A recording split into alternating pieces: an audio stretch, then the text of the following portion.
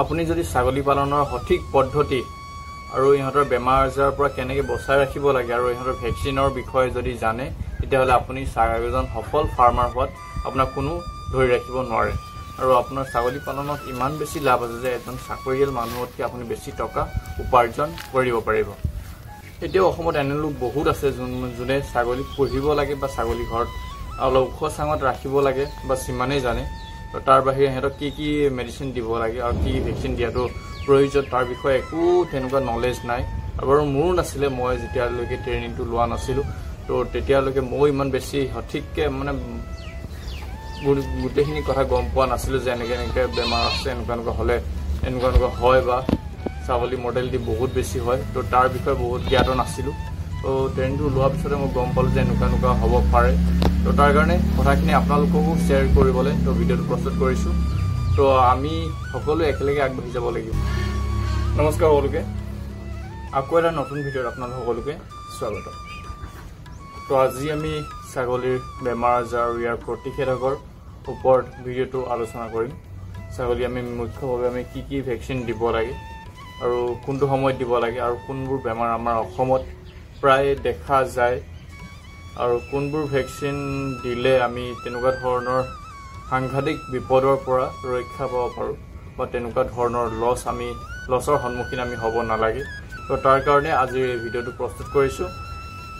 ছাগলীৰ এনেকুৱা কিছুমান বেমাৰ আছে যোনবোৰ হ'লে আমি সিহঁতক বচাবলৈ বহুত বেছি কষ্ট হয় আৰু বহুত মানে এনেকুৱাও হয় যে আমি বচাব নোৱাৰোঁ আৰু তাৰ মৰ্টেলিটি ৰেটটো বহুত বেছি হয়। আৰু তেনেকুৱা ক্ষেত্ৰত আপুনি ভেকচিন দিয়াটো বহুত বেছি প্ৰয়োজন। মুখ্যভাৱে আপুনি যোনবিলাক বেমাৰ আমাৰ অসমত দেখা যায় আৰু যোনবিলাক বেমাৰ হ'লে আমাৰ বহুত বেছি ক্ষতি হ'ব পাৰে তাৰ কাৰণে আমি ভেকচিন দিয়াটো বহুত বেছি প্ৰয়োজন। তো ছাগলীৰ ভেকচিন বুলি ক'ব গ'লে আমাৰ অসমত প্ৰায় দেখা দিয়া মুখ্য 5টা বেমাৰ যাৰ কাৰণে আমি ভেকচিনবোৰ দিব লাগে। প্ৰথমতে ভেকচিন বুলি ক'ব গ'লে আমাৰ প্ৰথমতে আহিব PPR। যোনটো PPR বেমাৰটোৰ বিষয়ে আপোনালোকেও হয়তো শুনিছে যে PPR হৈ পিনে বহু বেছি ছাগলী মৰিলে বা মৰ্টেলিটি ৰেটটো বহুত বেছি হয় যদি এবাৰ আপোনাৰ ফাৰ্মত এই বেমাৰটো সোমায়। তো তাৰ কাৰণে আপুনি ভেকচিন দিয়াটো বহুত বেছি প্ৰয়োজন আৰু সেই ভেকচিনেহে আপোনাৰ সেই ফাৰ্মখন বচাব পাৰে তাৰ পৰা। যদি বেমাৰটো যদি হৈ যায় তো বেমাৰটো হোৱা সময়ত আপুনি ভেকচিন কেতিয়াও দিব নোৱাৰে আৰু যদি ভেকচিন দিয়েও বেমাৰটো হৈ থাকোঁতে তেতিয়া ছাগলীজনী আপুনি কোনো মানে বাচিব নাবাচে। ছাগলীজনী সেই বেমাৰ হৈ থাকোঁতে ভেকচিনটো কেতিয়াও দিয়া নহয়। তো আগতীয়াকৈ আমি তাৰ ভেকচিনটো দিব লাগে। PPR বেমাৰৰ বিষয়ে আপোনালোকে হয়তো শুনিছে যে PPRটো বহুত ডেঞ্জাৰাছ হয় ছাগলী পালনৰ কাৰণে বা ছাগলী ফাৰ্ম যোনে চলাই আছে তেওঁলোকৰ কাৰণে। তো এনেকুৱা বেমাৰ যাতে নহওক তাৰ কাৰণে আমি ভেকচিনবোৰ দিয়াটো বহুত বেছি প্ৰয়োজন। তো প্ৰথমতে PPR, ছেকেণ্ডত আহিলে FMD, ফুট এণ্ড মাউথ ডিজিজটো যোনটো আমাৰ গৰুৰ ক্ষেত্ৰতো প্ৰায় দেখা যায়।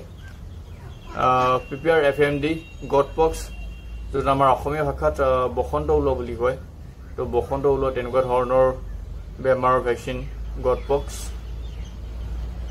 তাৰপিছত হ'ল এণ্ড্ৰটক্সিমিয়া ET আৰু এটা হ'ল TT বুলি যোনটো টেটনাছ টক্সাইড বুলি কোৱা হয়।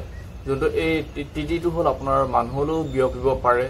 অৰ্থাৎ যদি ছাগলীৰ হয় তো ছাগলীৰ পৰা মানুহলৈও এইটো আহিব পাৰে বেমাৰটো। তো অলপ সাৱধানতা অৱলম্বন কৰিব যাতে খালী হাতে বা খালী ভৰিৰে ছাগলী সংস্পৰ্শলৈ নাহে। তো তাৰ প্ৰতি লক্ষ্য ৰাখি আপুনি যদি তেনেকুৱা বেমাৰ দেখিছে তো তাৰ ট্ৰিটমেণ্ট ল'ব। তো আজিলৈ ইমানেই আছিল। ছাগলী ভেকচিনবোৰৰ বিষয়ে অলপ যিমান পাৰিছোঁ আপোনালোকক জনাবলৈ চেষ্টা কৰিছোঁ। আশা কৰোঁ ভিডিঅ'টো ভাল পাব আৰু শেষলৈকে চোৱাৰ বাবে বহুত বহুত ধন্যবাদ। চেনেলটো যিহেতু নতুন হয় লাইক আৰু ছাবস্ক্ৰাইব কৰিবলৈ নাপাহৰিব। ধন্যবাদ।